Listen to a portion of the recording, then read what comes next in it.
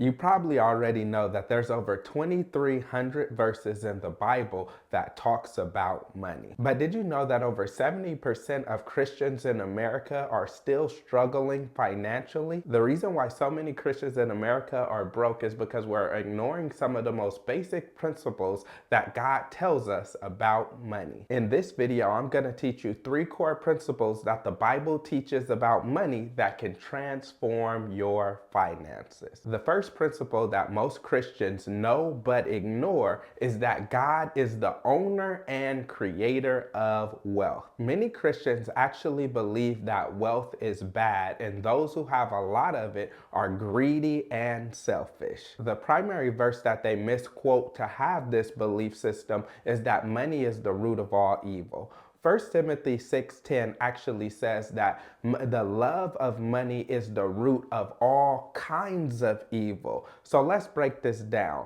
The first thing that it says is the love of money, not money or wealth itself. And then it says, is it the root of every evil, but that it's the root of all kinds of evil. In the book of Psalm chapter 24 verse number 1, it tells us that the earth is the Lord's and everything in it, which means God is the owner of absolutely everything. All of the wealth that there is in the world, God is the owner of the materials, of the resources. And so if God is the owner of wealth, wealth cannot be inherently evil. In addition to that, we see that God is the creator of wealth, that God created the earth and everything that is in it. So all the material that we have and that we use to create everything that we have that makes us feel wealthy actually gets its origins from God, because God is the one who created the materials in the first place. Wealth is a great servant and a terrible master.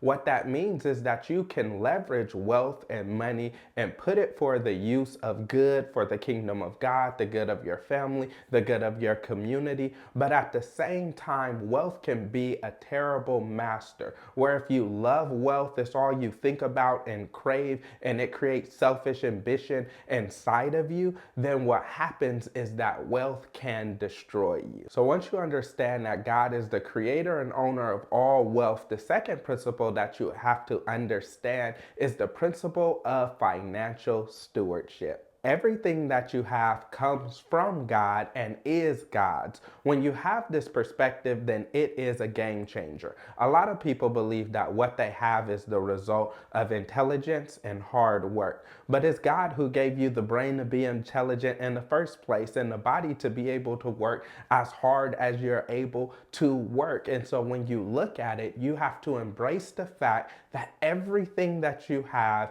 is God. 1 Corinthians 4:7 says, what do you have that you did not receive? And if you did receive it, why do you boast in what you have as if you did not receive it? In other words, what this verse is trying to get us to understand is that everything that we have, we receive from somewhere, or we receive from someone. And so once we start having that understanding, it changes how we view wealth, because we are financial managers. We are just stewards or managers over the resources that God has given us and God has entrusted us with. Luke chapter 16 verses 10 through 12 tells us that those who can be trusted with little can be trusted with much, but those who are dishonest with little cannot be trusted with much. And in that verse, what it tries to get us to understand that if you can't manage worldly wealth, then who will entrust you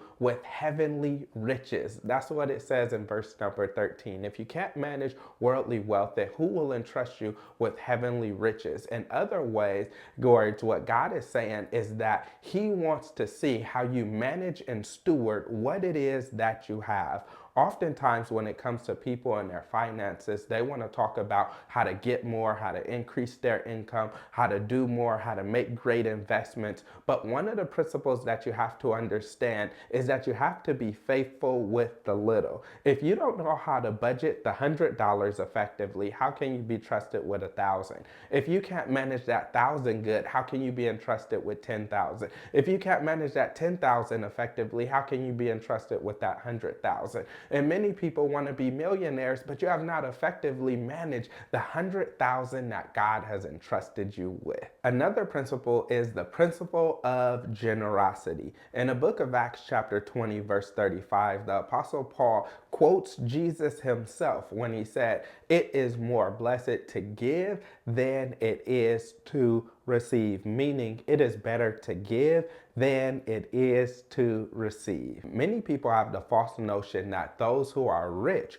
are less likely to be generous and more likely to be stingy. And those who don't have a lot don't have a lot because they're more likely to be generous and they're less likely to be stingy. But that couldn't be further from the truth. Yes, you have rich people who are stingy and you have poor people who are generous, and you have it vice versa when you flip it around as well. But here there is a principle of wealth that tells you that when you learn how to give and give generously, then you will begin receiving more yourself, and that it is actually better for you to be a giver than it is for you to be a taker. When I learned this, then it completely changed my life and my perspective and my view on business and finances. What makes a business successful? What makes a business successful is that they have learned how to give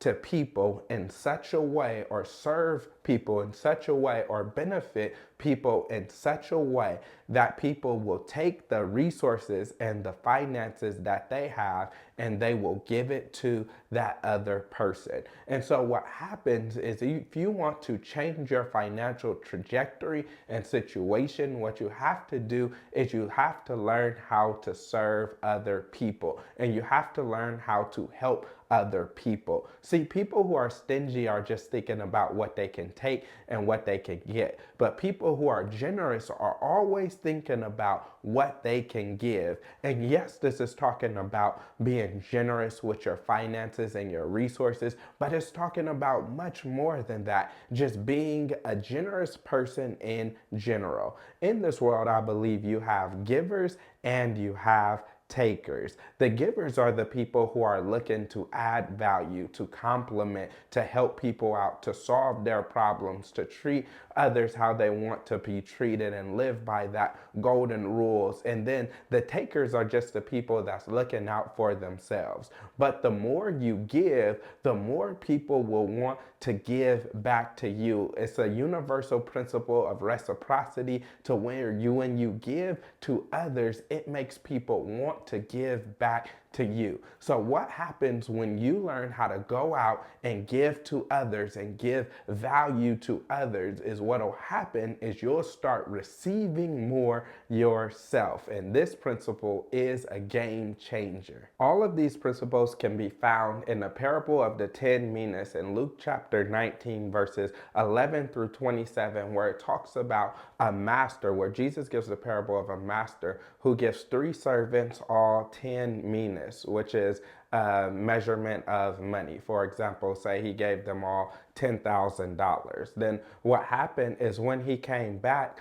one of them had $10,000, the other one had $15,000, the other one had $20,000. And so to the one that turned 10 and the 20, he said, "Well done, thy good and faithful servant." For the one who turned 10 and the 15, he said, "Well done, thy good and faithful servant." For the one who kept 10, what happened was, he said, "You worthless servant, why did you not grow or invest what it is that I gave to you?" The principle that goes with this story is, when you understand that your resources are the Lord's, when you understand that you are a steward of what He entrusted you with, then you have a responsibility to be able to go ahead and grow wealth, because you're not growing it for yourself, but instead you're growing it for the kingdom of God. If you enjoyed this video, then watch the other videos on my channel, which are all about financial literacy, steward, faith, and living in a way that pleases God with your finances.